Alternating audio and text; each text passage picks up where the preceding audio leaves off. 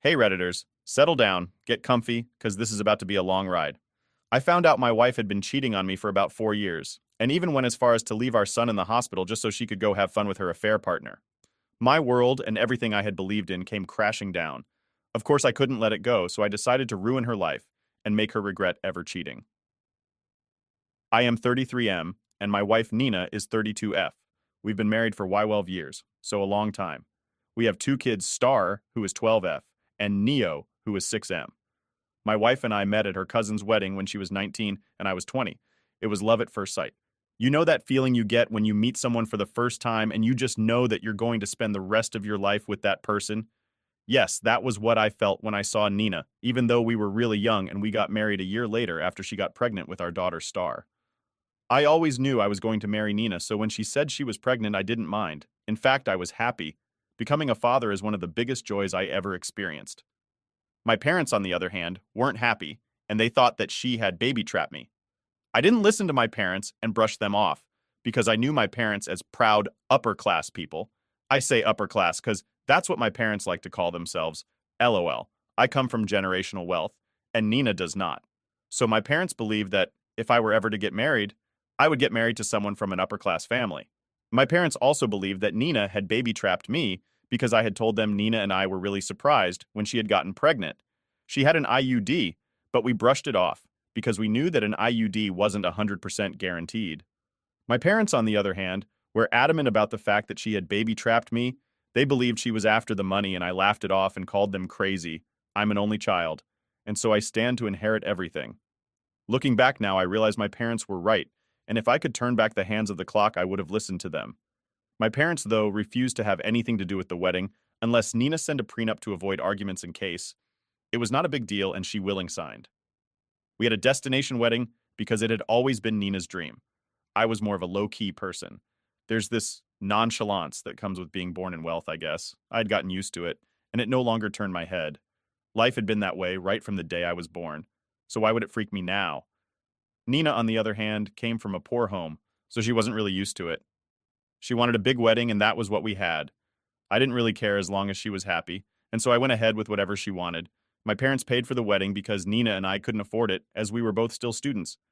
Despite the fact that my parents disliked Nina, I had already made up my mind to marry her, and they had no choice but to attend and pay for the wedding, as it was either they paid or I would pay for it out of my trust fund, and they didn't want that. My parents believed that if I paid for it out of my trust fund, I would blow away all the cash. It was a funny and absurd thought, because my trust fund held millions. I was what you would call a trust fund baby LOL. But anyways, our wedding went on. Apart from the occasional snide remarks from Nina's parents and family, who felt that my parents and family members were proud, and then eventually a full-blown quarrel between them, LOL, the marriage went on without hitch. The first few years of marriage, Nina and I busied ourselves with college and taking care of our daughter Star, and after we graduated, things eased up a bit. I started working for my dad and was earning close to 7 figures a year that made me the sole provider in the house, which I didn't mind. Nina didn't want to be a full-time housewife, and so she got a really flexible job at a locally owned business that paid well and also allowed her time for the kids. One night while we were getting ready for bed, Nina approached me and said she wanted to talk about something sensitive. I told her to go ahead, and then she broached the topic of threesomes. I was shocked as that was something we had both discussed and agreed that we would never involve ourselves in. We had both agreed that we would never involve ourselves in it, as we didn't want the fear that our partner was cheating on us with the other person behind my back. Besides, our sex life was very active, and so there was no need for that, or so I thought. Nina then told me she already had someone in mind and that she thought it would be a good experience for us. I asked her who she had in mind, and she mentioned Jason, a friend of hers who was at our wedding. He was a high school friend of hers. He and Nina were close, but not overly close, as to invoke jealousy, or so I thought LOL. She told me he was bisexual and that she thought he would be down for it. I reminded her of our agreement and that I didn't want to involve myself in that as I felt it wouldn't go down well for our marriage.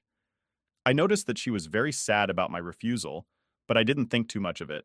She nodded and told me that she had just wanted to try broaching the topic with me and that she wouldn't force me. She told me that any time I changed my mind, she would be able to talk to him. I told her that I didn't think I would ever change my mind, and she said that was also fine, and the conversation ended. About a month ago, my wife was at work, and I also was at work. Our kids were home with the nanny. My son has a severe peanut allergy, so he can't eat anything like whole peanuts, peanut butter, peanut oil, processed foods that were made with peanuts, stuff like that. So we generally try to avoid them. Ironically, my daughter has a liking for peanut, and so she tends to keep her snacks locked in a mini fridge in her room, so my son doesn't have access to them. My son knows not to eat peanuts, but he might not know if a processed food or chocolate and sweets contains traces of peanuts, so again, better safe than sorry. According to the story the babysitter and my kids told me about what happened, my daughter took a chocolate snack that contained traces of peanuts in them and was eating it. However, she got distracted when the nanny called her over to help with something. And so my daughter kept the snack in the main fridge so she would pick it up again after she was done. My son had gone to the fridge searching for a snack and had stumbled upon it, and then he ate it as he really liked chocolate. Plus, there's no rule in the house against eating others' leftover snacks in the fridge, as everyone is cool with it. He started having a severe allergy reaction, anaphylaxis, and for some reason unknown to me, his EpiPen was nowhere to be found. Trust me, I was shell-shocked when I heard it, as we usually stack up on EpiPens just in case. Anyways, the babysitter immediately called the ambulance, and then she and my daughter accompanied it to the hospital. The babysitter knows that my wife works more flexible hours than me, and that for an emergency, my wife is usually the first to be called. She called my wife. My wife came to the hospital and left. According to what the babysitter told me, she has called my wife for hours without her picking. And then when my wife picked and came to the hospital to check up on our son, she muttered something about it not being serious enough, and then told the babysitter that she had serious work to do, and then left them in the hospital. The babysitter was a temporary one for a few hours, as our nanny was feeling under the weather. It was about time for the babysitter to leave, as she had initially told us that she couldn't babysit for the whole day today. As a result of that, she was dumbfounded that my wife had left her at the hospital with no directions on what to do, and so she called me. I was in a meeting that was about rounding up, so I couldn't pick her first call. But I called back as soon as I could once it ended, which was about 5 minutes later. She sounded so relieved when I picked and filled me in on what happened. When I asked her about my wife, she told me my wife had said it wasn't serious and had left. I was surprised as my wife wasn't usually like that. I immediately went to the hospital to pay the babysitter and pick up my kids. Of course, I made sure to tip the babysitter. The doctor said my son's reaction wasn't severe as they had called an ambulance on time and that he was free to leave after a routine checkup. That was soon done, and we left. On our way home, I dropped by my wife's workplace to check in on her. So imagine my surprise when her boss told me my wife had clocked out hours ago claiming an emergency. Inwardly, I was shell-shocked. Why had my wife clocked out of work, I wondered. I would have understood if I had met her at the hospital, but if it wasn't our son's allergy, then what was the emergency? I immediately became worried because I assumed that my wife must have been feeling under the weather, and that must have made her clock out and go home. So folks imagine my surprise when I found out that my wife was not at home, and when I called her phone, she told me she was at work. I immediately became suspicious. I decided not to call her out on her lie and tell her that I had just left her workplace 30 minutes ago. I had a feeling that if I called her out, she would just cover it up with another lie. And so I pretended as if I knew nothing, briefed her on what the doctor had said about our kid when she asked, and then told her I was waiting for her to come home. When my wife came home, I acted as if nothing was wrong. We joked, laughed, and ate dinner together, then put the kids to bed. We talked before she went to bed, as I told her I had to work late, and she was okay with it because it was something I did sometimes. I waited for her to fall asleep, and in the meantime, I played games on my laptop in my office. Then after a few hours when I was sure she was asleep, I went to our room and took her phone. Unlocking her phone was easy, as we knew each other passwords. Looking back now, I realized that my wife had given me no reason to doubt that she was cheating. She covered up everything so well, from giving me reasonable lies about her absences to making sure I had all the passwords and access to all her devices, so I would never suspect she was hiding something. My wife was smart, but I was smarter. I unlocked her phone with her password and checked everything from her WhatsApp to her iMessage to her photos. I went through every texting app on her phone that I knew she used regularly. At first, I ignored Facebook because it wasn't something my wife used regularly. She used it sparsely to check updates on her old high school friends and distant family members, and also to make sure that people that didn't have her number or Gmail could reach her, like say an old high school buddy looking reconnect. But realizing I had checked everything and I couldn't find anything or any evidence of her cheating or planning anything, I decided to check her Facebook, and on opening it, I realized there was an app lock on it. I was immediately suspicious, and my sixth senses were tingling. Why was there an app lock on her Facebook when there wasn't any app lock on her other apps? I also didn't know the password to the app lock, and I couldn't even guess it. The security question was also one I didn't know the answer to. The security question was a single question. It said, when is his birthday? Whose birthday? I wondered. I tried my birthday, our son's birthday, her dad's birthday, and even her granddad's birthday, all to no avail. I couldn't guess who this his was. Just as I was on the verge of giving up, I remembered something. My wife had an iPad that she used to use, and her Facebook was probably still logged in the iPad. She had gotten a new iPad and had given it to our kids, but I didn't remember her ever logging out her stuff out of the iPad. In fact, her old Gmail was still logged in on the iPad. Deciding to wait for the next day, I waited for my wife to go to work and my kids to school. Then I searched for the iPad. After she had gotten the new one and then gave the iPad to the kids, our kids had eventually discarded it when they got a new one. Regardless of that, the iPad was still fully functional, so I booted it back on and charged it. After waiting for the iPad to charge for a while, I unlocked it and checked Facebook. I was right, her Facebook was still logged in on it. I immediately went to check her chats. And that was when my word came crashing down. My wife was cheating on me with a high school friend of hers called Jason. The same Jason she had suggested we do the threesomes with. Now it's all made sense. There were tons and tons of messages, dating back as far as months ago. My wife had been in a relationship with this guy for a very long time. There were tons of messages between them mocking me, mocking Jason's wife, who was also pregnant. My wife had also been giving this guy money. She had been rejoining money from our drinks accounts and giving it to this guy. I also saw messages of them arranging meeting points, most of the time when my wife had told me she was going on a girl's trip. It was all a plot to go meet with this guy and spend time with him. My wife had even revealed to the guy that the only reason she got with me in the first place was because of the money and that she had baby-trapped me. My world had come crashing down. I was shocked and on the verge of tears. My wife that I loved so much that I also thought loved me. I thought we were the perfect couple. Of course, no one on earth is perfect, but we complemented each other so well. We understood each other, we communicated well. Everything was going so good, we genuinely enjoyed spending time with each other. So why was she doing this, I wondered. Our sex life was great, and she wasn't under any stress at work. She worked a very flexible job, and I was the sole provider of the household. She didn't pay any bills. I let her use her salary for whatever she wanted, and not even her salary, but also any amount she wanted to take from our joint account. In fact, my wife was very frivolous, but I entertained her because I knew she didn't have much growing up, and this was her trying to compensate for it. I was going on a downward spiral. I kept reading the messages even though they kept hurting me because I wanted to hear everything she had said. At one point, something in me broke, and I realized that I would make sure she regretted this. Taking screenshots of as much messages as I could, I did just that and sent them to my phone. I decided to wait for a few more weeks and gather more evidence, and also wait till they decided to meet again so I would show up at their meeting point and surprise them. My wife came home in the evening, and I acted as if everything was fine. I pretended as if I hadn't just found out that she had been cheating on me for a long time and had even been burning my money on the guy. No wonder she has suggested the threesomes. She had wanted a way to weasel Jason into our lives so she could be with him and not feel guilty. I pretended as if I was happy to see her and acted as if I didn't want to throw up and show her the text messages and ask her to explain herself. She was clueless and didn't even suspect a plan, and the first stage was in motion. I found a steady rhythm, using the iPad to take screenshots of their adulterous conversation and send them to my phone, and then deleting all traces of them from the iPad. I then got my lawyer to draft divorce papers that I would serve her with. It didn't even take them up to a week before they were planning to meet again. They decided to meet up at a hotel, and that was the thing that brought the second phase of my plan into motion.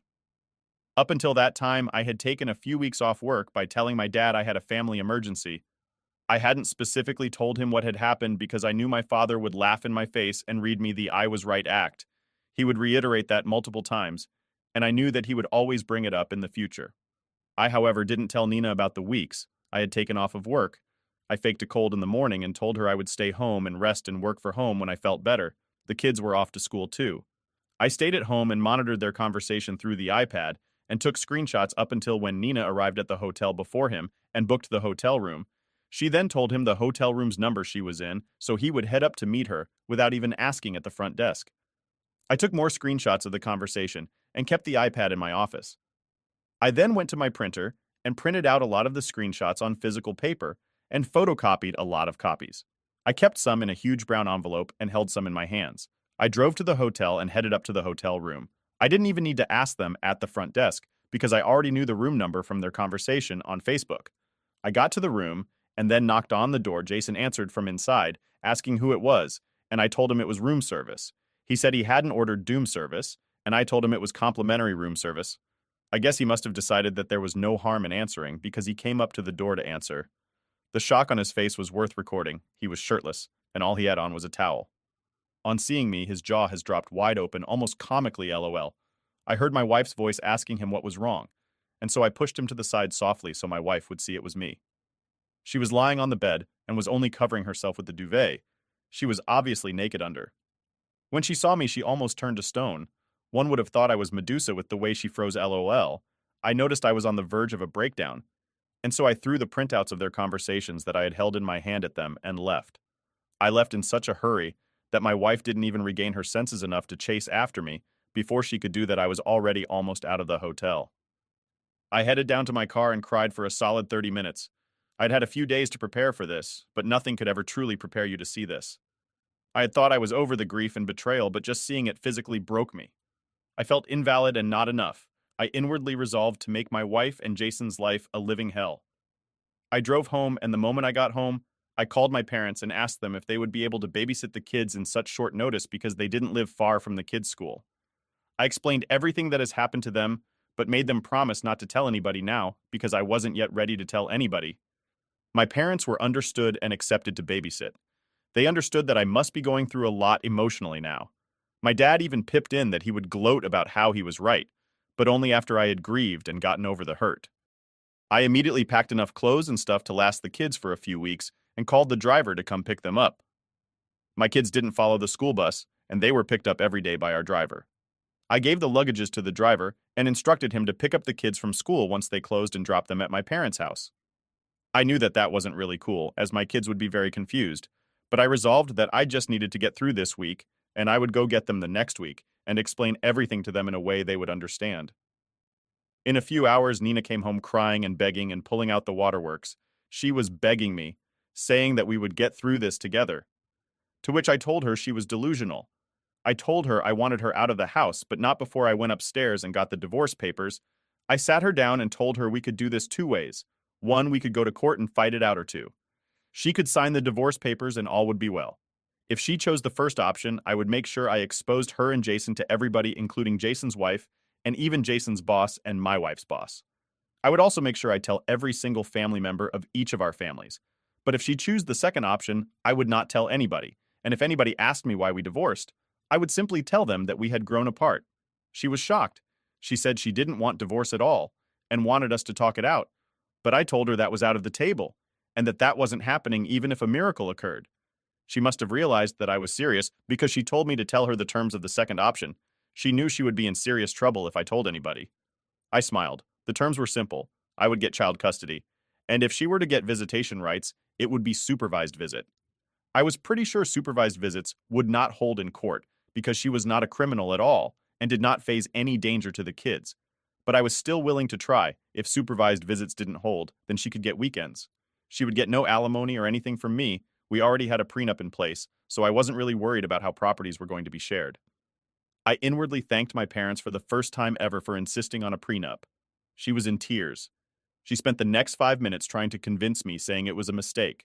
She didn't mean it. She told me every excuse under the sun, but it was obvious I wasn't buying it. I told her to sign the divorce paper, but she refused, so I told her to leave the house. I didn't care if she refused to sign the divorce paper because I knew she would eventually cave in. That was how it always was. I know she will spend a few days thinking and trying to convince me, and then when she kills see that I am adamant about the divorce, she will finally sign it. In the meantime, I have kicked her out. I gave her 5 minutes to pack her stuff and then told her to get out. She asked me what I would tell the kids, and I told her that I knew what to tell the kids and not to worry because I wouldn't tell the kids about her cheating. So yeah, here I am right now, alone at home, crying and drowning my sorrows with a bottle of wine. I honestly don't know what to do anymore, so I decided to come on Reddit to see if anyone had had a similar experience or something. I feel as if someone has pulled out the rock under my feet, as if everything I knew has been a lie. I honestly do not know where to go from here, but I'm trying my hardest to be strong. My grandparents are walking me down the aisle after parents choose sister's housewarming party over my wedding. From the very beginning, it was clear I was not the favorite. My sister Vicky was born first and planned for, celebrated like a small miracle in our family. I came along just 10 months later, an unexpected addition. It wasn't something talked about much, but the hints were there in the weary smiles and the half-hearted congratulations that followed my arrival. My earliest memories are not of family outings or birthday parties shared equally between me and Vicky. Instead, they are filled with moments where I stood on the sidelines, a spectator to Vicky's childhood, celebrated with more enthusiasm than mine. My parents, even without saying it directly, had their favorite, and it was not me. Growing up, our house always seemed to buzz with excitement over Vicky's achievements. Whether it was her first word, her first step, or her first day at school, every milestone was documented and praised excessively. Meanwhile, my own achievements were met with a nod or a distracted, "That's nice," from our parents. It was as if they had a limited amount of pride to share, and it all had to be saved for Vicky. My grandparents, on the other hand, were my saving grace. Grandma and Grandpa were my dad's parents and had a very different way of showing their love. They were the ones who made me feel like I mattered. Whenever my parents favored Vicky, which was often, my grandparents would go out of their way to make up for it. They'd cheer louder at my school plays, make a bigger deal out of my grades, and always made sure to have my favorite cookies ready when I visited. The real disparity in treatment became unmistakable during family trips. Vicky and I would both be excited about potential vacations, discussing where we might go, from beach outings to trips to amusement parks. However, as the departure day would draw near, it would often turn out that there was only room for one child, and inevitably, Vicky would be the one to go. I remember the crushing feeling of being told, "You'll stay with Grandma and Grandpa this time. We'll take you on the next trip." But somehow, next time never came for me. Staying with my grandparents wasn't a punishment, though. It was a vacation in its own right. Grandma and Grandpa lived in an old house filled with antiques and a big backyard that was my haven. Grandpa would teach me to plant vegetables and tell stories of his youth while Grandma baked and fussed over me. Their home was a place of unconditional love and acceptance. But as I got older, the realization that I was the second choice, the backup option, began to sting. It wasn't just the trips. It was everyday life. Vicky was praised for every drawing, every A on her report card, every goal scored in soccer. When I achieved the same, it was met with less enthusiasm, as if they had already used up all their excitement on her. School events highlighted their favoritism even more. During parent-teacher meetings, my parents would be all smiles, engaging with Vicky's teachers, asking in-depth questions about how they could help her excel even further. When it was my turn, they'd listen, nod, and sometimes check their phones, their disinterest barely masked. One particularly painful memory was from a spelling bee I had made it to in the 4th grade. I had been so excited when I won the classroom round, and the final was a big deal for me. I had studied for weeks, words and definitions swirling in my dreams. On the day of the bee, Grandma and Grandpa were there, front row, clapping and smiling. My parents came too, but late, just as my turn came up. I remember seeing them walk in whispering to each other, not even noticing as I spelled the winning word. They clapped, but their attention soon drifted. I found out later they had rushed from a work event for Vicky, something about her being in a school play. As siblings, Vicky and I had a complicated relationship. I never hated her. She was my sister after all. But the environment we grew up in, one that so clearly favored her, bred a sort of resentment that was hard to shake. She, on her part, seemed largely oblivious to the disparity in our parents' treatment. To her, this was just the way things were. She didn't ask for favoritism, but she certainly didn't reject it. Our relationship was marked by a competitive undertone, though it was a competition I felt I was losing from the start. Vicky always had the upper hand, not just because of our parents' favoritism, but because she genuinely excelled in everything she tried. She was charming, outgoing, and confident, qualities I struggled to develop under her shadow. When we were kids, Vicky often took it upon herself to boss me around, setting the rules for our games and deciding what TV shows we watched. I remember once when I had gotten a new video game for my birthday, something I had wanted for months. Vicky decided she wanted to play first, and my parents backed her up, saying I should be a good sister and share. It was always about what Vicky wanted, what made her happy. My wants were secondary, my feelings, an afterthought. The inequality of our parents' affection was a silent current in our lives, shaping us in ways we didn't fully understand until much later. For me, it built a resilience, a determination to find recognition elsewhere. For Vicky, it fostered a sense of entitlement that would eventually strain not just our sibling relationship, but her interactions with the world at large. As chapter 1 of my life closed with the end of high school, I was ready to leave behind the unfair comparisons and the constant overshadowing by my sister. College awaited, a chance to start anew, to build a life where I could be valued for who I was, not overlooked in favor of someone else. My grandparents were my cheerleaders, encouraging me to embrace this new beginning, assuring me that despite the past, the future was mine to shape.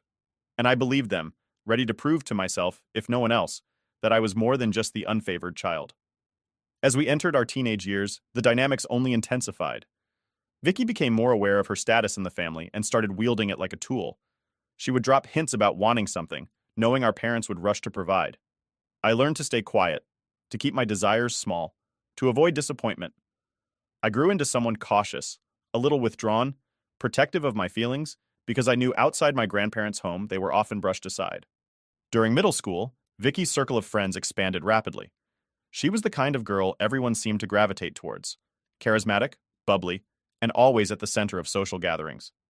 I watched from the sidelines, my social circle smaller and more intimate, not by choice but by circumstance. My attempts at making more friends were often overshadowed by Vicky's larger-than-life persona. It was as if there was a spotlight on her at all times, and I was just there to make up the numbers. One of the most glaring examples of our parents' favoritism came during our school's annual talent show. Vicky decided to sing, a talent she undoubtedly excelled in. Our parents were thrilled, throwing themselves into preparations, helping her pick the song, arranging for a vocal coach, and even discussing stage outfits weeks in advance. I, on the other hand, had decided to enter a painting, something I had spent weeks working on in the quiet of my room, my true passion lying in the strokes of brushes and the blend of colors. The night of the talent show, I stood beside my painting, placed in a corner of the gymnasium where all the artworks were displayed, a stark contrast to the grand stage set for performances. My parents promised they'd be there to see both our entries. They did come, but not for me. They arrived just in time for Vicky's performance, cheered loudly, and took video after video, their faces lit with pride. After her performance, I waited for them at my painting, hoping they'd wander over to see it. They didn't. They were too busy congratulating Vicky, surrounded by other parents praising her performance. My painting won second place that night, but they didn't notice. I took it home under the cover of darkness, a bittersweet victory. High school wasn't much different. Academic life became more demanding, and so did the social dynamics. Vicky thrived, her report cards filled with A's, her name frequently appearing on the honor roll. My grades were just as good, if not better at times, but the reactions they elicited from our parents were muted, always overshadowed by whatever Vicky was achieving. It was during these years that I began to feel a deep sense of injustice, not just annoyance or the sibling rivalry that might be typical for our ages, but a real, profound unfairness that colored every aspect of our family life. I remember one particularly stark incident that seemed to encapsulate everything wrong with our family dynamics. It was during one of our family dinners, a rare occasion where everyone was supposed to share something about their day. I had just received the results of an important exam, one that I had studied relentlessly for, and I was eager to share my score, an almost perfect result. But just as I started to speak, Vicky burst into the conversation with news of her being selected for the school play's lead role. Immediately, all attention shifted to her. My news was drowned out, forgotten. I remember pushing my food around my plate, the excitement turning to a lump in my throat. Vicky's high school years were also marked by her burgeoning interest in boys, a topic that our parents handled with her in a strikingly different way than they did with me. When Vicky had her first boyfriend, our parents were involved and supportive, setting reasonable boundaries, but also sharing in her excitement. When I eventually had a similar experience, the reaction was one of caution and worry, as if my having a boyfriend was a problem to be managed rather than a part of growing up. The pinnacle of these years, and perhaps the most hurtful, came during the preparations for our school's prom. Vicky was all in, shopping for dresses with our mom, planning every detail from her hair to her shoes. I was left to plan on my own. My attempts to discuss ideas or ask for advice mostly met with distracted nods or hurried conversations. On the night of the prom, our parents took dozens of photos of Vicky, her dressed in a gown that shimmered like the evening sky, her happiness undeniable. I stood slightly to the side, dressed in a less glamorous outfit, my smile forced for the camera. The contrast in their enthusiasm was like night and day. This phase of life, though fraught with these challenges, was also a time of personal growth for me. I started to seek validation from sources outside of my family. My art became more than just a hobby. It was a sanctuary. I poured my frustrations and feelings of invisibility into my paintings, finding solace and recognition in art competitions and the small circle of friends who truly appreciated my work. My grandparents continued to be my rock, their home a refuge where I was seen and celebrated. Despite the challenges at home, I managed to carve out a small space for myself where I felt competent and appreciated. But the constant comparisons, the overt favoritism, and the feeling of being a perpetual runner-up in my own family left deep marks on my psyche. I grew more reserved, more inclined to find solace in solitude than in seeking approval that I knew would never come my way. She would always compete with me for everything. Be it about grades, attention from our parents, or even the smallest accomplishments, it felt like a constant battle for validation. And I was always on the losing end because my parents preferred her always. As a result, I would feel really inferior, and we never quite saw eye to eye. Our relationship seemed more like a perpetual contest, with her consistently coming out on top. On one occasion, she wanted to be friends with a group of girls, but because she was nerdy, was afraid to approach them. One of the girls and I had art classes together, so she introduced me to the rest of the group, and we all would hang out together. Vicky was so jealous of this that she made my parents talk to me about including her whenever I was hanging out with them. I tried to fight it, but my mother called me selfish while my dad said she was my sister and I should look after her. Begrudgingly, I agreed and introduced Vicky to the rest of the girls. Vicky doesn't really have a lot of friends, so she can come off as overenthusiastic. She would constantly try to impress the girls in our group, often coming across as intrusive. Despite her efforts, she struggled to find her place among them, and the awkward tension between Vicky and the other girls was always palpable. For example, one of the girls had a crush on a guy, so Vicky took it upon herself to approach the guy and let him know that the girl liked him. He laughed because he was not interested and told everyone about it, which embarrassed the girl. After this, the girls told me very firmly that they didn't want me to bring Vicky with me to our hangout, so I agreed. However, Vicky wasn't having it. She threw a tantrum when she found out that the girls wanted nothing to do with her and went to our parents insisting that I should not hang out with these mean girls either, since I was her sister and I should stand up for her. I refused and told her that it was her own fault, that they didn't want to be friends with her. But my parents, as usual, supported her. They lectured me about how Vicky had no ill intentions and that I should try to convince the girls to forgive Vicky, but that if they didn't, then I should cut them off too. I refused and put my foot down. I like hanging out with them, and unlike Vicky, I wasn't going to jeopardize my friendship in any way. I told my parents that I had enough, and it wasn't up to me to find friends for Vicky. My parents were pissed and gave me the silent treatment for weeks, but I'm glad I stuck to my guns. This group of girls has continued to be my friends till today, and are basically like my sisters. I have cried with them, laughed with them, and shared some of the most meaningful moments of my life. However, at that time, it was really hard for me to stand firm in my decision. There were moments when doubt crept in, and I questioned whether I had made the right choice in prioritizing my own happiness over what they wanted. This was not the only reason Vicky grew to hate me. There was also another incident with a boy. She had a crush on a guy, and I had no idea about him. He and I would sit together for some classes because we were friends. He tried to ask me out for junior prom, but I declined politely since I was already going with someone I liked. Later, when Vicky found out, she made a huge fuss about it, telling my parents how I always take things. She wants, and that I was knowingly flirting with the guy for months. She called me a bunch of nasty words, which no one should say to their own sister, and told my parents how she wished I was not her sister.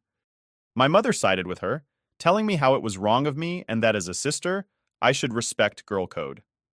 I tried telling them that I wasn't even interested in the guy and had declined his invitation, so she was free to ask him if she wanted, but Vicky refused to let it go. Looking back, I think she knew the guy would have rejected her anyway, so she just wanted to take her frustration out on me since he asked me instead of her. Once my dad took me out for ice cream, telling me that he wanted to spend some father-daughter time with me. This never happened, so I was really pleased. However, he started asking me a bunch of questions like if my boyfriend and I were being careful, if my boyfriend came from a good family, or if we ever did drugs. I was taken aback by his line of questioning and asked him what he meant by all this. This is when my dad revealed that Vicky had been making up stories and telling my parents for months that I was doing drugs and drinking alcohol with my boyfriend. This was a complete lie, and I showed my dad my phone for him to verify that Vicky was lying. Later, when my dad confronted her about all the lies, she tried to justify it by saying that no one our age just hangs out with a guy and that I was hiding things from everyone. I was so pissed that I yelled at her for trying to make unnecessary drama and told her that it wasn't my fault that she had no one to date, but that she needed to keep her nose out of my business. Vicky didn't like it and punched me. This happened out of nowhere, since she had never been physically violent before. My nose started bleeding as I fell down on the ground, clutching my face in pain. My parents rushed me to the emergency room, And all the while, they were pleading with me not to file a police complaint against Vicky. They kept saying how it would ruin her life, while I was sitting in the back seat clutching my face. Vicky didn't even care, nor did she apologize. Later, when the nurse asked me about the incident, I told her the truth and she called CPS. My parents were furious with me for involving CPS, viewing it as a betrayal of family loyalty. In their eyes, Vicky's actions were dismissed as a mere accident, an isolated incident that should not warrant such drastic intervention. They pleaded with the authorities, insisting that Vicky was not a danger to me and that her actions were out of character. In the end, Vicky was let go, but they warned my parents that they would keep a close eye on our situation in case any other accidents happened with me. As you can imagine, Vicky was really shaken up, and so were my parents. Later, my parents told me that they were disappointed in me for trying to ruin my sister's life. My mother started to cry and told me how I was tearing the family apart by involving outsiders. My father's disappointment was palpable, his words heavy with reproach as he questioned my decision to escalate the situation. I told them firmly that I wanted Vicky out of my life, and they agreed. I did feel guilty involving the authorities, but for the first time I felt safer in my own house once Vicky had been formally warned. My parents had a separate conversation with her, and since that day she stopped talking to me altogether. I very much preferred this over her, constantly hovering around me or trying to insert herself into my life. When my grandparents found out about this incident, they asked me to pack my bags so I could live with them for the remainder of high school. They informed my parents, who did not protest much, so I left to live with my grandparents. Unlike my parents' place, I felt safe and loved here. The remaining days of high school went well, and I made lasting memories with my friends. My parents never once visited me or called me throughout all that time.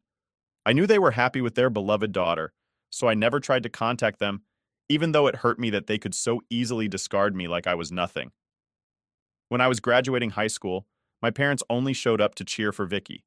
They didn't even congratulate me or approach me, and it felt like I was just a stranger to them. However, my grandparents were there and scolded my parents for being so blatantly obvious about their favoritism. I don't know what my grandfather told them, but my dad later approached me awkwardly and congratulated me. Later, I found out that I was accepted into a good college with a full scholarship. I was so happy about it because I was dreading asking my parents for any financial help. I informed my grandparents about this, and they offered to take me out to a nice restaurant for dinner. After dinner, my grandmother posted pictures of me on her Facebook account, writing a long caption about how proud she was of me for being such an exceptional student. Our relatives soon found out about it and chimed in, congratulating me. I guess some of them might have reached out to my parents who had no idea about all this. Instead of feeling happy about it, my mother called to tell me the next day that Vicky had locked herself in her room, crying because she had not been accepted yet by any college, and that I was knowingly trying to make my sister feel bad about her grades by talking to all our relatives. She told me how this was all my fault because Vicky was apparently depressed after the CPS incident, and I had pushed her into bad grades.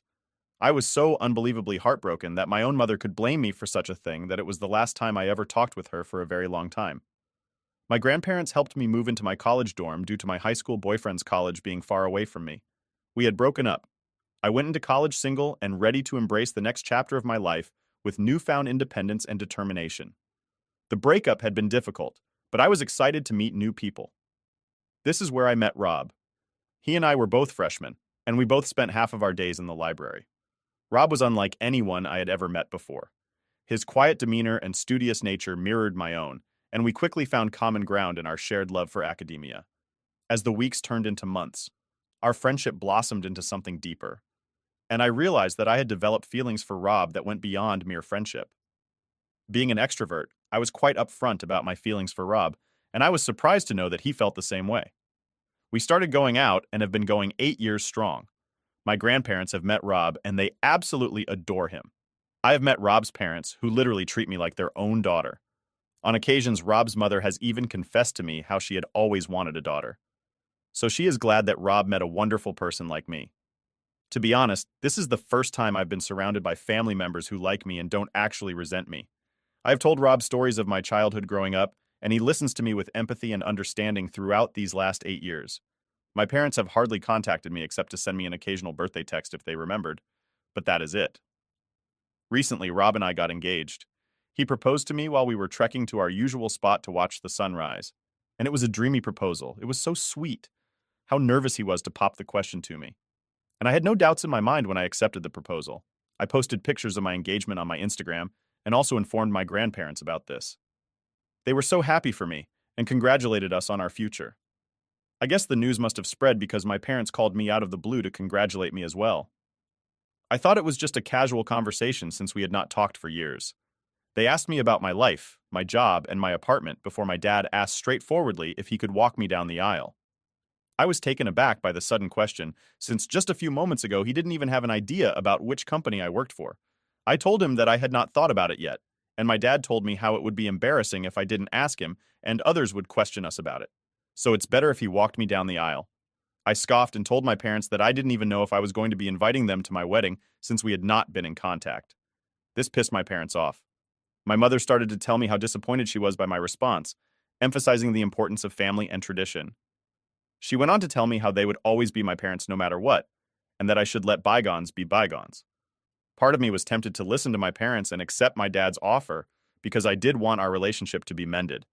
But another part of me hesitated, wary of opening myself up to potential disappointment and hurt again. However, I was going to be entering a new chapter of my life in a few months, so I told my dad that he could walk me down the aisle, and he seemed overjoyed. During the wedding planning, I reached out to my high school girlfriends, who I had always stayed in touch with, despite the physical distance that had grown between us due to our careers. I told them how I wanted the gang back together and that I wanted them to be my bridesmaids. There were a lot of happy tears and congratulations, and without hesitation, they accepted my invitation to be part of my bridal party, embracing the opportunity to reunite and celebrate this milestone in our lives. Together, we all planned to go to Vegas to celebrate my bachelorette party, while Rob had a separate bachelor party with his friends as well. My friends and I posted a bunch of pictures from the party, and overall, everyone had a lot of fun. However, when I came back home, my parents called me to let me know how disappointed they were that I had not invited Vicky to be a part of the celebration. I told them that there was no way that I would have involved Vicky in my bachelorette party and that I didn't want her to be a part of my life. This took my parents by surprise, and they asked me what I meant. I clarified that Vicky's actions, particularly her history of deceit and betrayal, had left me deeply wounded and mistrustful of her intentions. I couldn't fathom inviting her to such an intimate and joyous occasion as my bachelorette party, knowing that her presence would only cast a shadow over the festivities. I also informed my parents that this was also why she was not invited to my wedding. Hearing this, my parents lost it. They went off about how I had no right to exclude my sister from my wedding and how it was my duty as her sister to include her in such important events. They told me that Vicky had been looking forward to meeting me after she found out that I was getting married. I was confused, and I asked my parents what gave her that idea, since we had not even talked to each other for such a very long time. But my parents brushed my concern aside, saying, "This is not how sisters behave with each other.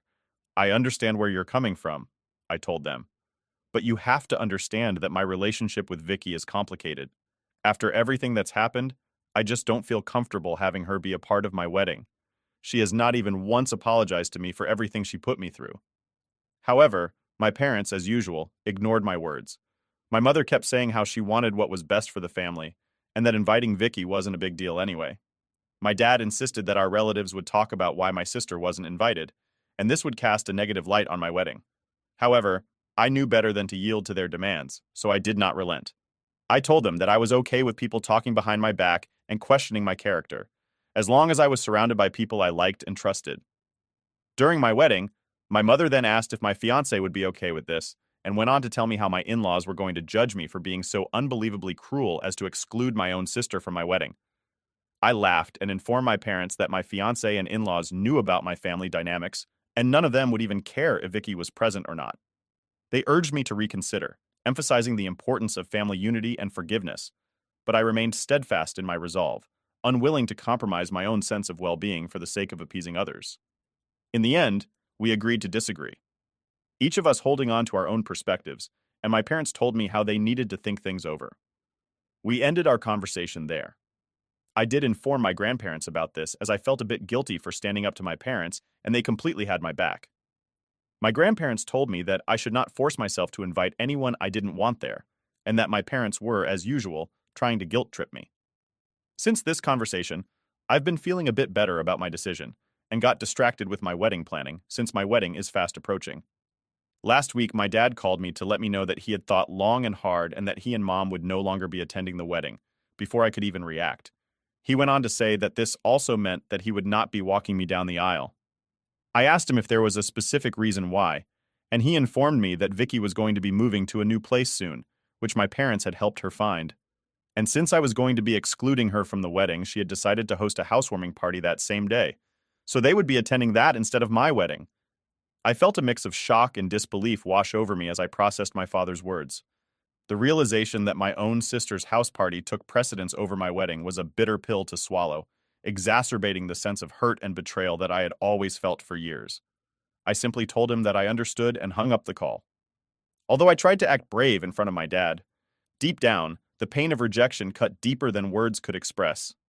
When I informed Rob, he was furious about how insensitive my parents could be after they were the ones who had insisted on being invited. He was the one who gave me the idea that I should ask my grandfather, since he and my grandmother were basically there in my life more than my parents. I agreed, so I called up my grandparents and asked them if they would be willing to walk me down the aisle at my wedding. Tears welled up in my eyes as I spoke. Overcome with emotion at the thought of how much they meant to me, "You and Grandpa have always been there for me," I said. My voice choked with emotion. "You've been more than just grandparents to me. You've been like parents, and I can't imagine anyone else I'd rather have by my side on my wedding day." My grandparents didn't even hesitate before saying yes. They told me how honored they would be to walk me down the aisle, and unlike my parents, they would not disappoint me. Their words reassured me. And in that moment, I felt a profound sense of peace and contentment wash over me with my grandparents by my side. I knew that I had a family who loved me unconditionally and accepted me for who I was, flaws and all.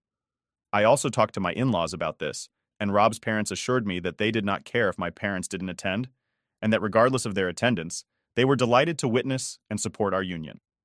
My wedding is in 2 days, and today I woke up to several missed calls from my dad. I called him back thinking it was an emergency, and when he picked up, he asked me if it was true that my grandparents were walking me down the aisle. I told him, yes, that was true. And then my dad went off about how disrespectful it was to have asked my grandparents. I reminded him how he was the one who had declined to come to my wedding, so I didn't see why he was so upset. My dad went on to yell at me about how he and mom were just trying to make me see the wrong of my ways, and that they thought that, by declining the invitation, it would teach me a lesson. He went on to say how it was he and mom who had raised me and paid for my food and education, so my grandparents had no right to replace him. I tried to reason with him, explaining that my grandparents had been there for me in ways he and mom never were, but he wouldn't listen. He also told me how I had done nothing but alienate everyone from me, and this was all my fault. Since this conversation, I have been wondering if I really did something wrong here. Am I a jerk for asking my grandparents to walk me down the aisle? Update 1. Wow, I did not expect so many people would comment on my post.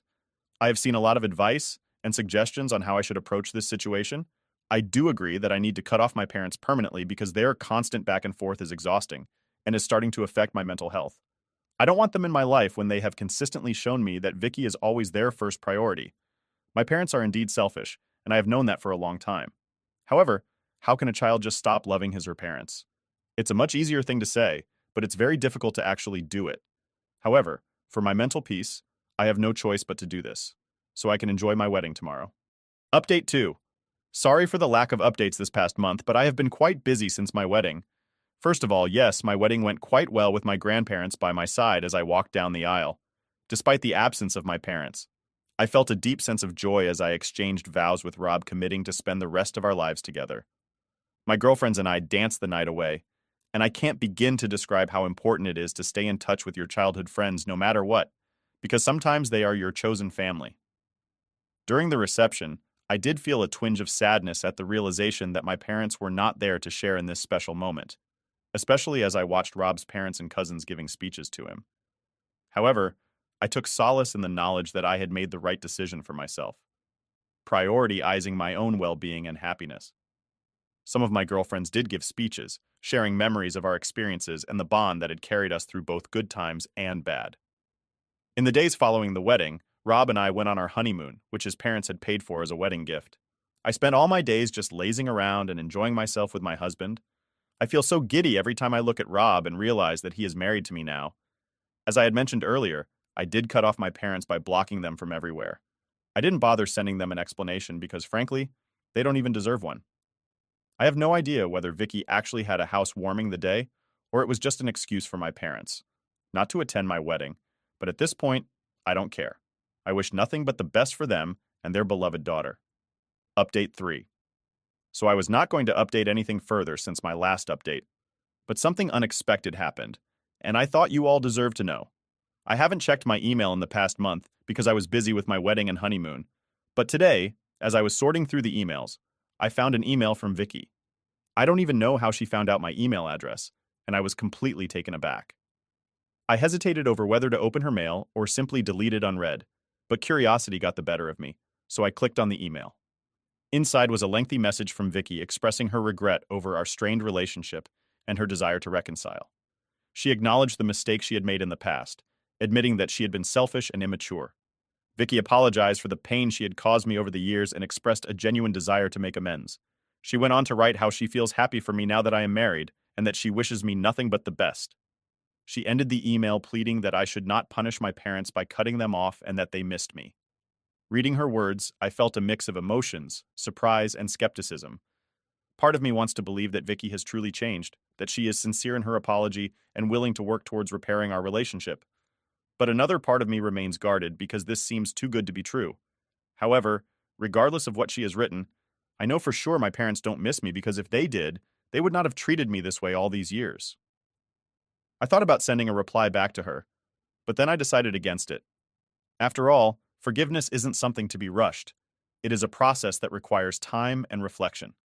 And while I am not sure if I am ready to forgive Vicky, I don't want to completely burn the bridge either, since she is the one who has apologized to me for her actions. To be honest, after my marriage, I no longer feel alone. I have learned to recognize that I have my loving husband by my side, supportive friends, and the unwavering love of my grandparents. With their support, I know that I can navigate whatever challenges lay ahead without ever needing Vicky or my parents in my life.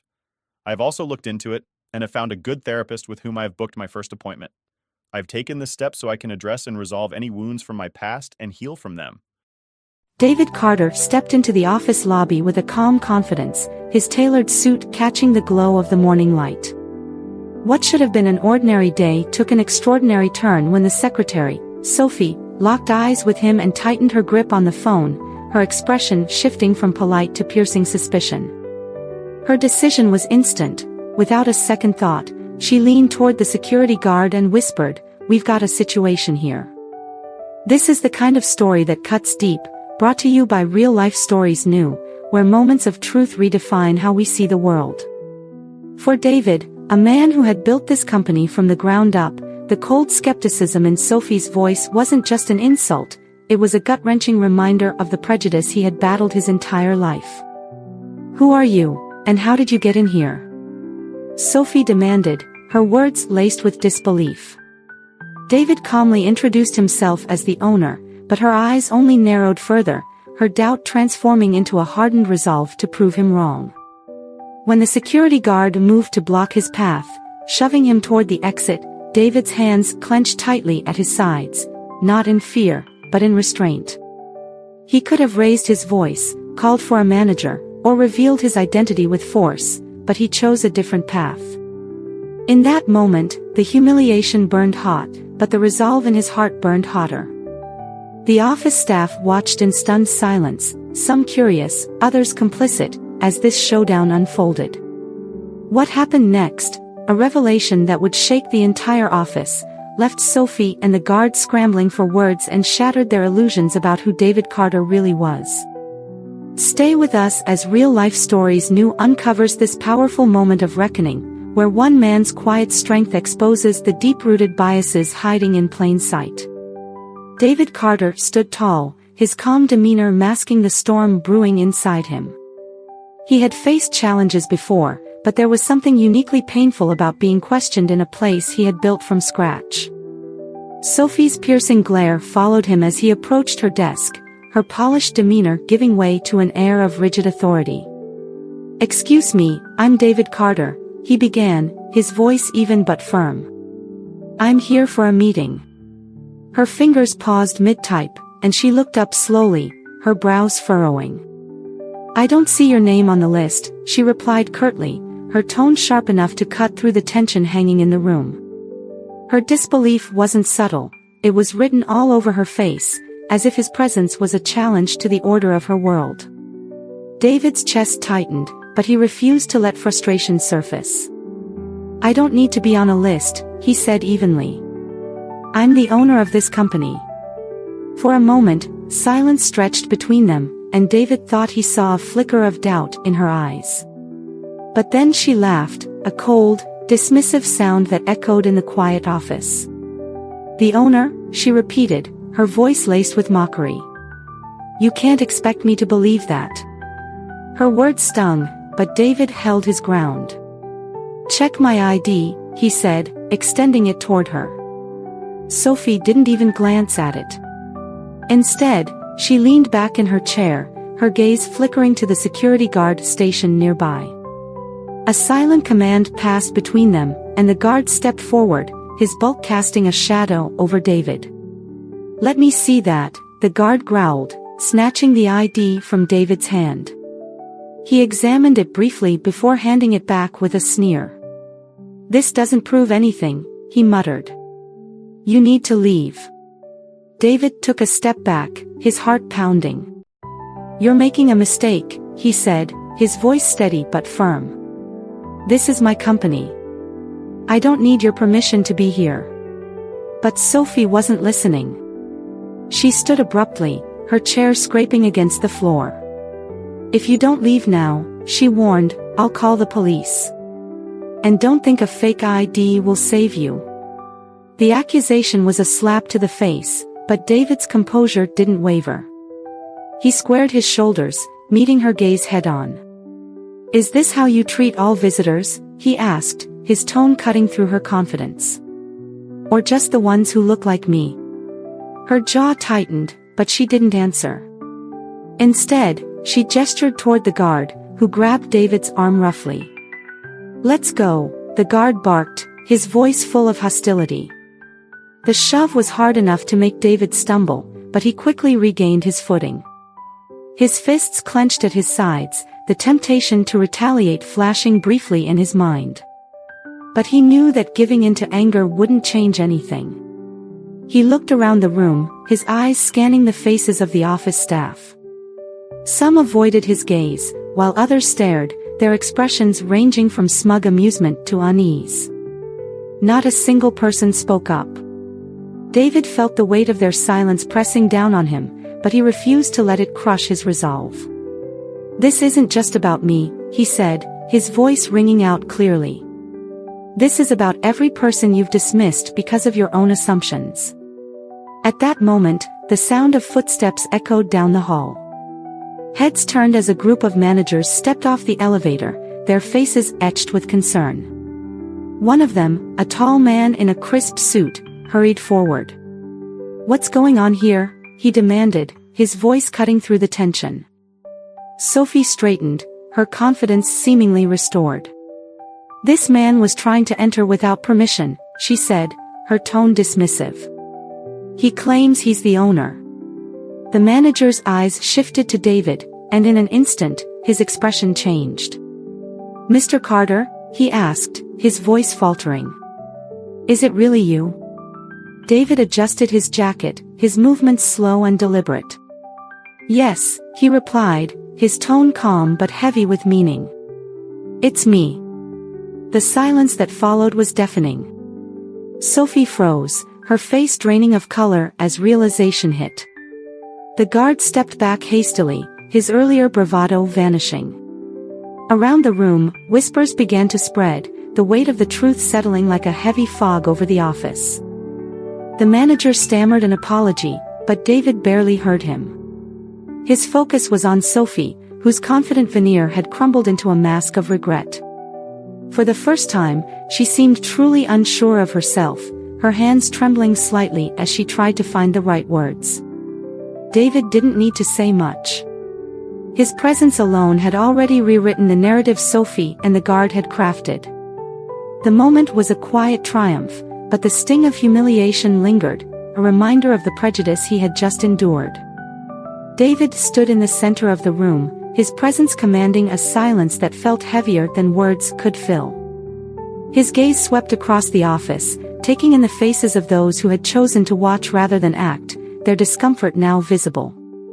Sophie's apology trembled in the air, but David didn't respond immediately. Instead, he let the weight of the moment sink in for everyone, including himself. "This isn't just about me," David finally said, his voice steady but laced with quiet emotion. "It's about how easily we let assumptions shape our actions. Today, I was judged not for who I am, but for what others thought I couldn't be." His words hung in the air, leaving a profound stillness in their wake. Sophie's face flushed with shame, and the guard shifted uncomfortably, his earlier bravado replaced by regret. The office staff looked down, some visibly grappling with the realization of their complicity. For David, this was more than just vindication, it was an opportunity to challenge the prejudices that often go unchecked. Turning back to Sophie, David's tone softened, but his words carried weight. "The real work begins when we choose to see beyond our biases," he said. "I hope this moment stays with you, not as a mark of shame, but as a chance to grow."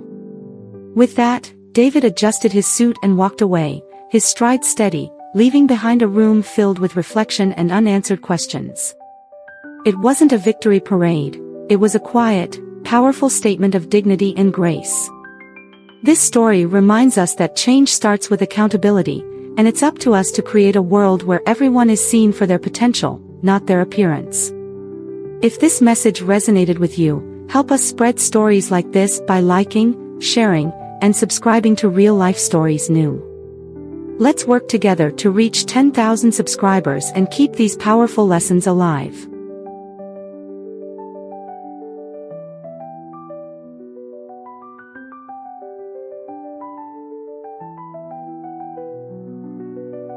This story is titled, My Sister Stole and Shared. My vacation home key, my revenge humiliated her in front of everyone. Hey everyone, we're so close to hitting 25,000 subscribers. Let's make it happen together before the new year. Hit that subscribe button and be part of this amazing journey with me. Let's do this. Now let's start the video. OP starts by saying, I'm 39 now, and after years of saving and working overtime, I finally managed to buy a cozy little place in a peaceful area a few years ago. It's nothing extravagant. 2 bedrooms, a small living area, and a backyard that's perfect for morning coffee or an evening barbecue. But to me, it's everything. A place to unwind, recharge, and escape from the chaos of everyday life. My younger sister Sarah is 31 and married to Jake, who's 34. They have 3 kids under the age of 5. And honestly, I don't know how they manage. Financially, they're not doing great. Jake's job is unstable, and Sarah has been staying home to take care of the kids. Every time I visit her, she looks exhausted, like she hasn't slept in years. I'll admit, we've never had a perfect sibling relationship, but I've always felt a certain responsibility to look out for her. Maybe it's the older sister instinct, or maybe I just felt bad seeing how stressed she was. One day we were chatting on the phone, and Sarah casually mentioned how much she wished she could take a vacation. She wasn't even asking me for anything, just venting. But I got this idea in my head. Why not let her use my vacation house?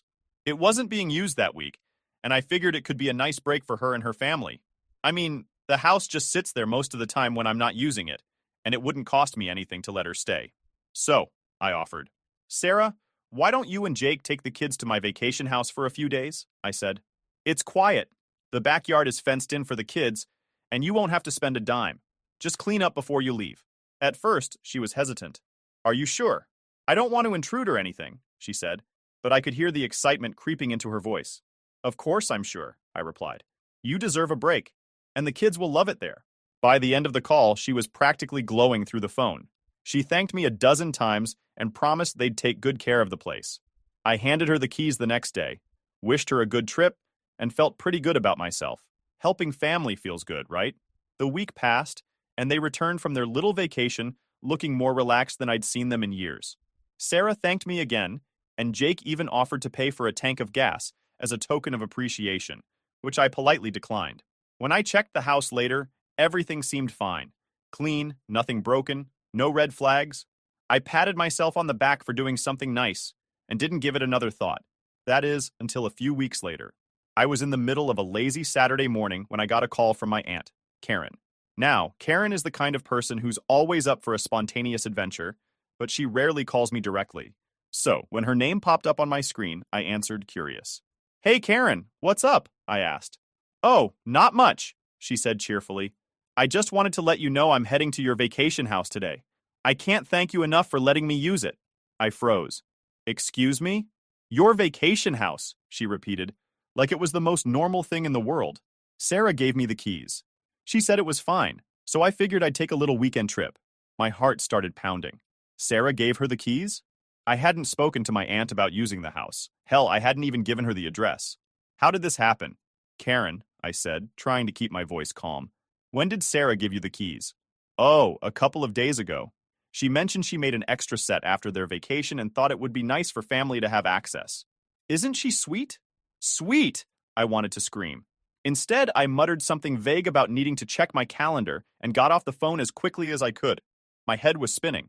Sarah had made copies of my keys? Without asking? And then handed them out like she was in charge of my house? I couldn't believe it. I mean, who does that? I was furious, but more than that, I felt betrayed. I had trusted her with something important, something I worked hard for, and she had completely disrespected me. I spent the next hour pacing around my apartment, trying to figure out what to do. Part of me wanted to call Sarah immediately and demand an explanation. Another part of me wanted to drive to the vacation house, confront Karen, and take the keys back on the spot. But I decided to gather more information first. I started by calling my cousin Lisa, who's always up to date on family gossip. Hey Lisa, random question. Has Sarah mentioned anything about my vacation house to you? Oh yeah, she said, like it was no big deal. She said you're super generous for letting the family use it. She even offered to give me a set of keys in case I wanted to stay sometime. I had to bite my tongue to keep from screaming. Did she actually give you keys? Not yet, Lisa replied. I told her I'd let her know if I ever needed them. That was the final straw. Sarah hadn't just made an extra set of keys, she was distributing them, turning my private getaway into some kind of family timeshare. The audacity was mind-blowing. By the time I hung up the phone, I was seething. This wasn't just a misunderstanding or a small mistake. This was entitlement on a level I couldn't wrap my head around. Sarah had taken my kindness and stomped all over it. Something had to be done, but I knew I needed to calm down before confronting her. That night, I lay awake in bed, replaying the situation over and over in my head. How could she think this was okay? Did she really believe she was doing me a favor by giving my house away? The more I thought about it, the angrier I got. But I also realized something else. Sarah's actions said more about her than they did about me. She was greedy, entitled, and had no respect for boundaries. I decided then and there that this wasn't going to end with a simple conversation. No, Sarah needed to understand just how badly she had messed up, and I was going to make sure she never pulled a stunt like this again. The next morning, I woke up with one thought in my head. I need to confront Sarah. I couldn't let this slide. She had not only broken my trust, but blatantly disrespected my boundaries. It wasn't just about the vacation house. It was about her complete lack of consideration for me and my property.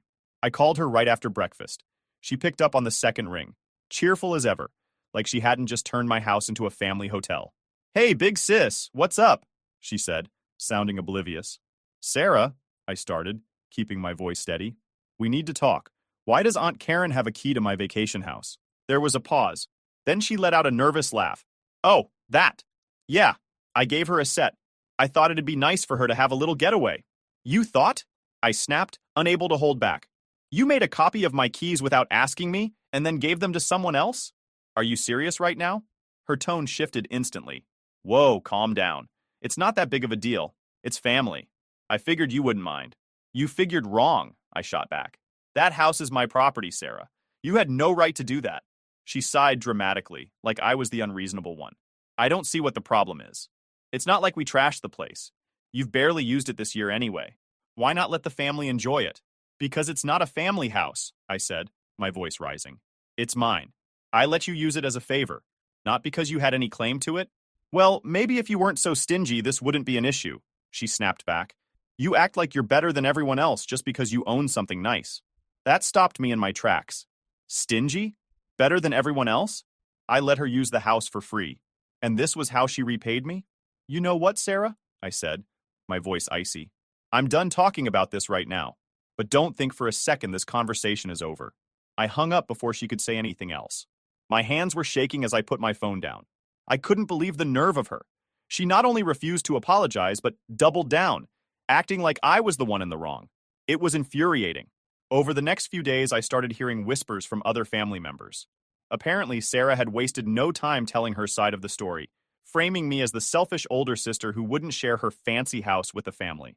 I even got a text from my cousin Lisa, who said Sarah had called me greedy and controlling. It wasn't just my reputation she was messing with. It was my peace of mind. I couldn't shake the thought of how many people had access to my house without my knowledge. Who else had she given the keys to? How many random relatives might decide to pop in unannounced? I decided to get some answers. I started calling around, casually asking a few family members if Sarah had mentioned anything about the vacation house. The responses I got were worse than I expected. "Oh yeah," she said. "You were fine with us using it whenever," one uncle told me. "I haven't had a chance to go yet, but she gave me a copy of the keys just in case. She told me to let her know if I wanted to stay there," another cousin said. "I didn't think to ask you because she made it sound like it was her idea." By the time I finished my calls, I was boiling with rage. Sarah hadn't just given away one or two sets of keys. She had turned my vacation house into a community timeshare. She had essentially stripped me of any control over my own property. And for what? To play the role of the generous sister? I needed to put a stop to this, but I also needed to make sure she learned her lesson. A simple confrontation wasn't going to cut it. If she wanted to act entitled, I was going to make sure it blew up in her face. The first step was taking back control of the house. I drove out there the next day and changed all the locks. It wasn't just about keeping Sarah and her key-wielding network out. It was about reclaiming my space. I wanted to feel safe in my own property again. As I stood in the driveway, holding the old locks in my hands, I couldn't help but feel a sense of relief. This was the first step toward fixing the mess Sarah had created. But it wasn't enough. She needed to face the consequences of her actions, and I was going to make sure of it. That night, I started planning. If Sarah was so comfortable stepping over boundaries, I'd use her greed and entitlement against her. I was done playing the nice older sister. It was time for her to see just how badly she had messed up, and to make sure everyone else saw it too. Changing the locks felt like a victory, but it wasn't enough. Sarah had humiliated me, disrespected my property, and tried to turn the family against me. I knew I couldn't let it end with just taking back control of the house. I needed to make her see how far she had crossed the line, and I needed everyone else to see it too. The first step was confronting her directly. Again. This time, I wasn't going to hold back. I called Sarah, and she picked up almost immediately. "Hey," she said, her tone already defensive. "Are you still mad about the stupid keys?" "Mad doesn't even cover it," I said, my voice steady but cold. "Sarah, I've changed the locks. No one is getting into that house without my permission ever again." There was a long pause on the other end. Then she laughed, but it was forced. "You really went and changed the locks? Don't you think that's a little extreme?" "Not even a little," I shot back. "You made copies of my keys without asking, handed them out to who knows how many people, and turned my vacation house into a free-for-all. You violated my trust, Sarah. Do you even realize how wrong that is?" "Violated your trust?" she repeated mockingly. "Oh, come on. You're making it sound like I robbed you or something. It's just a house, and it's not like anyone did anything to it." "You don't get it," I said, trying to keep my temper in check. "It's not your house. You don't get to decide who stays there. I let you use it out of kindness, and this is how you repay me? By treating it like it's yours to give away?" Sarah huffed. "You're blowing this way out of proportion. It's not like I charged anyone to stay there. I was just trying to help the family." "Help the family?" I snapped. "You mean by going behind my back and acting like you own something you don't? Do you have any idea how many people have called me, assuming they can just waltz into my house because you gave them a key?" Her tone shifted, defensive and sharp. "Well, maybe if you weren't so selfish, this wouldn't even be an issue. It's not like you're using the house all the time. What's the harm in letting family enjoy it?" That was it. I had tried to reason with her, but she wasn't listening. Her entitlement was off the charts, and I realized she didn't feel the slightest bit guilty for what she'd done. If anything, she thought I was the problem. "You know what, Sarah?" I said, my voice calm and icy. "I've had enough of this conversation. You crossed a line, and you're going to face the consequences." "What's that supposed to mean?" she asked, but I didn't answer. I hung up and took a deep breath. It was time to move on to the next phase of my plan. Later that evening, I started setting the trap. If Sarah wanted to act like the queen of generosity, I was going to give her a chance to dig herself even deeper. I sent her a text. "Hey, I've been thinking about what you said, and maybe you're right. Maybe I have been too protective of the vacation house. Let's talk tomorrow." I have an idea I think you'll like. She replied almost immediately. Finally. Glad you're coming around. Let me know when you want to chat. The next day, we met at a coffee shop. I pretended to be apologetic, telling her I realized I might have overreacted and that I wanted to make things right. I've been thinking, I said, and maybe the house could be more of a family resource, but we'd need some rules. She perked up at that. What kind of rules? Well, I said, leaning in like I was sharing a big secret. I was thinking about offering a family rental program. I'd charge a small deposit, just enough to cover cleaning fees and maintenance, so everyone can use it without any issues. You'd be the first to get access, of course, since you've already used it. Her eyes lit up. Really? That's so generous of you. But there's one catch, I said. If I do this, I need to know everyone will follow the rules. I can't have people making copies of the keys again or letting just anyone stay there. So, to show you're serious, I'd need a small commitment up front. Say, $1,000. Sarah hesitated for a moment, but then her greed got the better of her. $1,000? That's it? That's it, I said. It's just to show good faith. Once we set up the program, you'll be reimbursed, and you can use the house whenever it's available. She grinned. Deal. I left that meeting feeling smug. I knew Sarah couldn't resist the idea of having first dibs on the house, and I knew she'd fall for the family rental scheme without a second thought. Now, all I had to do was wait for her to take the bait. Sure enough, a few days later, Sarah sent me the deposit. I let it sit in my account, untouched, while she started bragging to everyone in the family about her special deal. She made it sound like she was the mastermind behind the whole thing, telling people how she had talked me into sharing the house and secured exclusive access for herself. She even hinted that she could help others get in on the deal, for a price, of course. I didn't stop her. The more she bragged, the better the payoff would be. By the time she finished spinning her story, the family was buzzing about how generous Sarah was and how I'd finally come around to her way of thinking. Little did they know, the real fireworks were about to begin. Sarah had no idea what was coming. She was riding high on her little ego trip, bragging to the family about how she convinced me to share the vacation house. It was nauseating, but I let her have her moment. After all, the higher she climbed, the harder she'd fall. Meanwhile, I started laying the groundwork for the grand reveal. I reached out to a few key family members who were closest to Sarah, the ones who'd believe her nonsense without a second thought. I casually mentioned that I was re-evaluating how the vacation house was used, hinting that Sarah's suggestions had pushed me to make some big changes. Of course, I didn't mention the rental program she thought she'd masterminded. I just let them assume she was helping me make the house more accessible. By the time I was done planting the seeds, Sarah had unknowingly set herself up as the face of the vacation house drama. She loved the attention and leaned into it, even telling people that she'd negotiated the rules so the house could stay in the family. It was almost impressive how far she was willing to go to make herself look good. Almost. Then came the family barbecue, the perfect stage for the big reveal. The day of the barbecue, I arrived early to help set up. Sarah was already there, surrounded by a few cousins, holding court like she was royalty. She shot me a smug smile when I walked in, clearly convinced she'd won. As the afternoon went on, I waited for the right moment. It came after lunch, when most of the family was gathered around the picnic tables, chatting and laughing. I stood up holding a glass of lemonade and tapped my fork against it to get everyone's attention. Hey everyone, I said, smiling. I just wanted to take a moment to thank Sarah for everything she's done to help with the vacation house situation. Sarah's face lit up. She clearly thought I was about to shower her with praise. You've really gone above and beyond, I continued. You've given out keys, made up your own rules, and even created this amazing family rental program idea. There were a few confused murmurs from the crowd. Someone asked, rental program? Oh, you didn't know, I said, feigning surprise.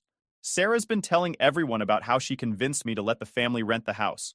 She even sent me a $1,000 deposit to secure first dibs. Now the murmurs turned to whispers, and Sarah's smile started to falter. Well, it was just a suggestion, she stammered.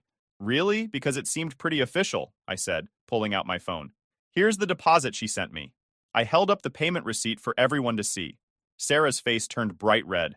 But the thing is, I continued, there's no rental program. There never was. I just wanted to see how far Sarah would go to take control of something that doesn't belong to her. Turns out, $1,000 is the price of her dignity. The crowd went silent. Then the questions started flying. She gave out keys without asking you? She paid $1,000 for nothing? What was she even thinking?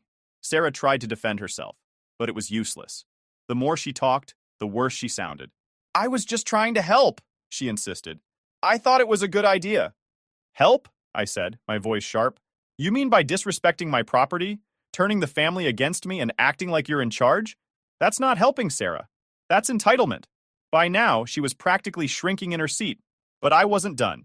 And just so everyone knows, I added, turning to the rest of the family, the vacation house is mine. It's not a family house, it's not a timeshare, and it's definitely not available for rent. If anyone wants to stay there, they can ask me directly. But as of now, no one who had an unauthorized key will ever step foot in it again. With that, I sat down and took a sip of my lemonade, letting the weight of my words sink in. The fallout was glorious. Sarah became the laughingstock of the family almost overnight. People started calling her Key Queen and joking about how she should start a property management business. One uncle even asked her, "So, do I get a refund on that rental program you were running?" She avoided me for the rest of the barbecue and left early, muttering something about not feeling well. But the damage was done. Her reputation was in tatters, and no one took her seriously anymore. As for the $1,000, I donated it to a local charity and sent her a receipt with a note that said, "Thanks for your contribution. The community appreciates your generosity." After the barbecue, Sarah went radio silent. No calls, no texts, not even the passive-aggressive Facebook posts she was known for. Honestly, I thought she'd take a few weeks to cool off and then try to spin the situation in her favor again. But this time, she had really outdone herself. The family wasn't just annoyed with her, they were laughing at her. And in our family, once you become the butt of the joke, it's hard to come back from it. The fallout from her little rental program fiasco was incredible. A few days after the barbecue, my cousin Lisa called me, practically crying with laughter. "Did you hear what Uncle Tom said?" she asked, barely able to get the words out. "He said he was thinking about hiring Sarah to manage his garage keys since she's clearly got a knack for it." I couldn't help but laugh. Apparently the jokes had been flying all week.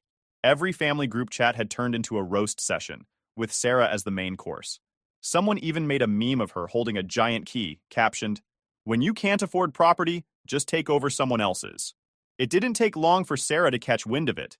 She tried to play the victim, posting a long rant on Facebook about how families should support each other, and nobody appreciates how much she sacrifices. But the comments were brutal. One cousin replied, "You sacrificed $1,000 for nothing. That's on you, sis." Another added, "Maybe if you'd asked permission instead of acting like the house was yours, this wouldn't have happened." She eventually deleted the post, but by then, the damage was done. No one was buying her excuses, and she knew it. Meanwhile, I decided to add one final layer to the humiliation. I created a group email for the extended family and sent out a message titled Vacation House Update. It read, "Hi everyone. I just wanted to clear up any confusion about the vacation house. To avoid any future misunderstandings, I've implemented some new rules. The house is privately owned and maintained by me. It is not available for general family use. If you'd like to stay there, you'll need to request permission directly from me. No exceptions. Any unauthorized use of the house will result in permanent loss of access. Special thanks to Sarah for reminding me how important it is to set boundaries and maintain control over my property. Best, my name." The sarcasm wasn't lost on anyone. Within hours, my inbox was flooded with replies. Most were supportive, people saying they understood and respected my decision. A few couldn't resist poking fun at Sarah. One email read, "Guess I'll have to return the invisible keys Sarah gave me. Thanks for the heads up." Sarah, of course, was livid. She called me the day after the email went out, furious. "How could you do this to me?" she demanded. "You made me look like a fool." "You made yourself look like a fool, Sarah," I said calmly. "I just gave everyone the facts. If you're embarrassed, maybe you should think about why." "You're unbelievable," she hissed. "You've ruined my reputation." "Your reputation?" I shot back. "You mean the one where you take other people's property and act like it's yours? I think you did a fine job ruining that on your own." She hung up on me, but I didn't care. For the first time in weeks, I felt completely at peace. The house was mine again, and Sarah had been put firmly in her place. The jokes didn't stop, though. Months later, at a family holiday party, someone brought up the vacation house again. "So, is Sarah still running her rental business?" one cousin quipped, grinning. Sarah glared at him but didn't say a word. She'd learned the hard way that digging herself deeper only made things worse. The family may have forgiven her over time, but they never forgot. Every now and then, someone would slip in a subtle jab, and she'd just sit there, silently stewing. As for me, I don't think I've ever enjoyed a barbecue, holiday party, or casual family gathering more. Watching Sarah squirm every time someone mentioned the house was the sweetest kind of revenge. And the best part? I still own the house, the locks are secure, and no one even thinks about asking for a copy of the keys anymore. Lesson learned, never mess with someone's generosity. Sometimes the people who give the most have the sharpest claws when you cross the line.